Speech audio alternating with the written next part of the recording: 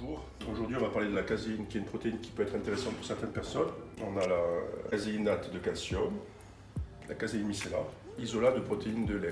Donc la caséinate de calcium aujourd'hui n'est plus fabriquée parce qu'on avait un processus de filtration avec de l'acide et de la chaleur qui dénature un peu la valeur biologique de la caséine. Donc aujourd'hui principalement la micellar caséine, c'est une protéine donc extraite à froid et sans acide, donc avec une meilleure valeur biologique. Pour ce qui est de l'isolat de protéines de lait, à peu près 80% de caséine et 20% de whey, qui est une protéine intéressante aussi qu'on peut retrouver des fois dans certains mélanges de protéines. Alors maintenant on va expliquer pourquoi la prendre et comment la prendre. C'est une protéine qui a une diffusion très lente, qui peut aller jusqu'à 5 heures. Par exemple, quelqu'un qui s'entraîne le soir tard, il vaut mieux que la protéine diffuse pendant la nuit par rapport à l'entraînement et tout ce qu'il a comme besoin musculaire pour avoir une meilleure assimilation graduelle, on va dire.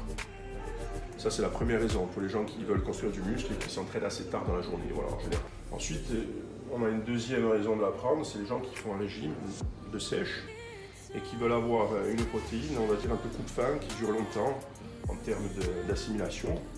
Et du coup, quelqu'un qui fait un régime sans forcément faire de la musculation, il n'a pas besoin de prendre de grosses doses de protéines.